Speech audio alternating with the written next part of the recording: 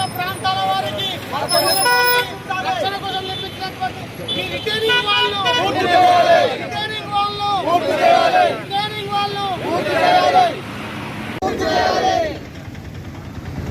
సమాధులకు మేము వ్యతిరేకం కాదు, సమాధులకు మేము వ్యతిరేకం కాదు.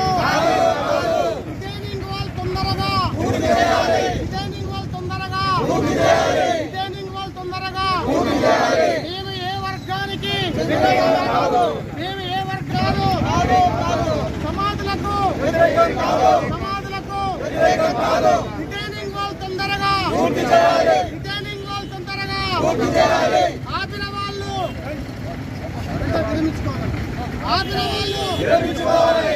వాళ్ళు ఇది గోపాలపురం చుట్టుపక్కల ప్రాంతాల వారికి చెందినటువంటి రక్షణ కోసం నిర్మించినటువంటి ఈ రిటైనింగ్ వాళ్ళు, రిటైనింగ్ వాళ్ళు, రిటైనింగ్ వాళ్ళు ముంపు ప్రాంతాలను రక్షించాలి, ముంపు ప్రాంతాలను రక్షించాలి, ముంపు ప్రాంతాలను రక్షించాలి. రిటర్నింగ్ వాళ్ళు, రిటర్నింగ్ వాళ్ళు, రిటర్నింగ్ వాళ్ళు చెరువు కబ్జాను, చెరువు కబ్జాను 23 ఎకరాలను 8 ఎకరాలకు కుదించిన దాన్ని బయటికి తీయాలి. చెరువు కబ్జాను, చెరువు కబ్జాను నివాసుల ఐక్యత, నివాసుల ఐక్యత. సమాధులకు మేము వ్యతిరేకం కాదు, సమాధులకు మేము వ్యతిరేకం కాదు, సమాధులకు మేము వ్యతిరేకం కాదు. ఏ వర్గానికి మేము వ్యతిరేకం కాదు, ఏ వర్గానికి మేము వ్యతిరేకం కాదు.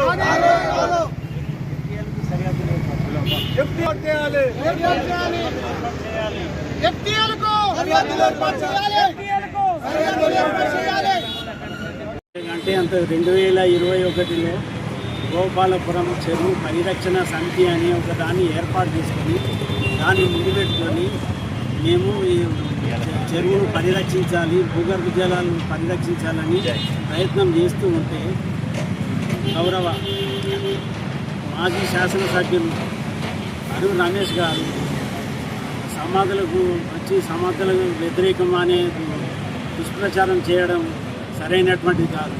ఎందుకంటే మేము వారికి వ్యతిరేకం కాదు, సమాధులకు వ్యతిరేకం కాదు.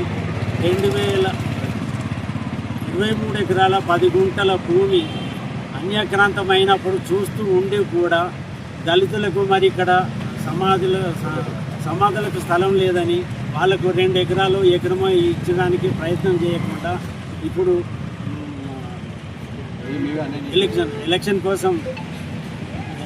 ఎలక్షన్ కోసం ఆగమేఘాల మీద. అధ్యక్షుడిని నేను గత 35 సంవత్సరాల క్రితం ఇక్కడ ఇల్లు నిర్మించుకున్నాము. ఈ 35 సంవత్సరాల నుంచి ప్రతి సంవత్సరం ఇదే వరదలు. ప్రతిసారి కట్ట కొట్టుకపోవడము, ఇల్లు కొట్టుకొని పోవడము, ఆస్తి నష్టము, ప్రాణ నష్టము, ఆర్థిక నష్టము, చాలా నష్టాలు జరిగినాయి. ఎన్నిసార్లు ఆంధ్రప్రదేశ్ ఉమ్మడి ఆంధ్రప్రదేశ్లో కూడా చాలాసార్లు మినిస్టర్లు కానీ నాయకులు పెట్టుకున్నా కూడా ఆ తర్వాత తెలంగాణ వచ్చిన తర్వాత చాలాసార్లు నాయకులకు మొరపెట్టుకున్నా కూడా 15 కేసులు పోయింది. వరదలు వచ్చినప్పుడు రావడము, అన్నం ప్యాకెట్ చేయడము, మంచినీళ్ళ ప్యాకెట్ చేయడము, చేయి తిప్పుకోవడం తప్ప ఇది శాశ్వత పరిష్కారం చేద్దామన్న ఆలోచన ఎవరికి రాలేదు, ఎవరు కూడా చేయలేరు కూడా. ఆ తర్వాత ఈ కాంగ్రెస్ ప్రభుత్వం వచ్చిన తర్వాత గౌరవ శాసనసభ్యులు కేఆర్ నాగరాజు గారు దీన్ని ఛాలెంజ్గా తీసుకొని ఇక ముందు వరదలు రావద్దనే ఉద్దేశంతో రిటైనింగ్ వాళ్ళు నిర్మించి ఆ కట్ట వెడల్పు చేసేటువంటి ప్రోగ్రాంలో వాళ్ళు ముందుకు తీసుకొచ్చారు. కానీ కొందరు నాయకులు ఉద్దేశపూర్వకంగానే ఈ కట్ట నాపాలి, ఈ వరదలు ఇట్లే రావాలి అనే ఉద్దేశంతో ఏం చేస్తాను అక్కడికి వచ్చి సమాధుల్లాగా వంక చూసుకొని అక్కడ వాళ్ళు అడుగడి లేపి మా లోపల మాకు వైశల్యాలు లేపేందుకు వాళ్ళు కోరుకున్నారు. మనకు అభివృద్ధి కావాలి, మనం సమాధులకు వ్యతిరేకం కాదు. సమాధులు ఇంకా కట్టలకు కుంటలకు పెట్టుకోవాల్సిన అవసరం లేదు. మన దగ్గర ప్రభుత్వ భూమి ఉన్నది. ఆ భూమిలో ఒక 2 ఎకరాలు 3 ఎకరాలు 2.5 ఎకరాలు తీసుకొని దానికి ఎంపీ నిధుల నుంచి కానీ ఎమ్మెల్యే నిధుల నుంచి కానీ చుట్టూ కాంపౌండ్ వాళ్ళు పెట్టుకొని దానికి ఒక గేటు పెట్టుకొని సమాధులన్నీ అల్లరి చేసుకొని ప్రతి సంవత్సరము మా దళిత సోదరులకు అందరికీ విజ్ఞప్తి చేస్తున్నాము. దాంట్లో ప్రతి సంవత్సరం సమాధుల పండుగ చేసుకొని అందరూ సంతోషంగా ఉండాలని మేము కోరుకుంటాము. ఇక్కడ సమాధులకు మేము వ్యతిరేకం కాదు.